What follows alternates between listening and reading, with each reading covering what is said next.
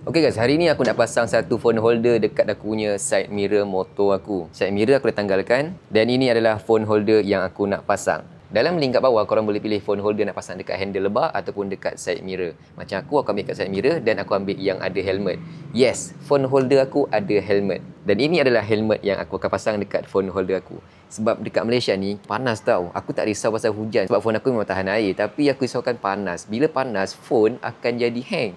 Jadi aku belikan helmet untuk phone holder aku. Apa yang korang akan dapat dalam kotak ni adalah kunci untuk side mirror, penyambung dua arah, phone holder dengan damper kat belakang ni, kunci untuk helmet. Mula-mula korang ambil dia punya kunci untuk side mirror ni, letakkan sahaja begini, adjust kedudukan bagi dia ngam-ngam, tak kacau korang punya benda-benda lain. Ambil side mirror korang dan pasangkan sahaja macam ni. Korang boleh ketatkan balik side mirror korang, tak kisahlah pakai skru ataupun pakai Allen key. Lepas tu korang boleh ambil connector dua arah ni, masukkan sahaja macam ni dan ambil phone holder ni, masukkan juga begini.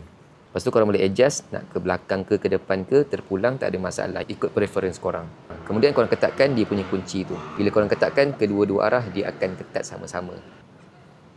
Dah siap. Lepas tu korang ambil helmet dia, letakkan sahaja dekat belakang ni.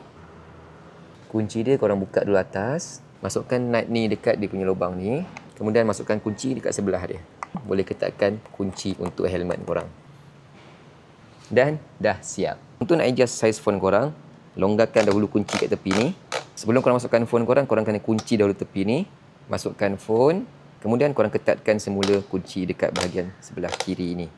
So, phone dah tak boleh nak keluar dah. Nak bawa keluar phone, korang kena buka dahulu kunci ni, kemudian boleh angkat keluar begitu. Lepas masukkan phone, jangan lupa untuk tutupkan helmet dia supaya tak kena panas. Memang sangat cantik. Dengan damper kat belakang ni, dia akan menahan gegaran motor korang, jadi tak merosakkan korang punya kamera phone. Mantap. Tak kisahlah korang ambil yang dekat side mirror ataupun dekat handlebar, kedua-duanya pun sangat nice. Nak ambil yang helmet boleh, yang tak ada helmet pun boleh juga. Yang penting kena ada phone holder supaya lebih selamat lagi masa korang tengah bawa motor. Nice.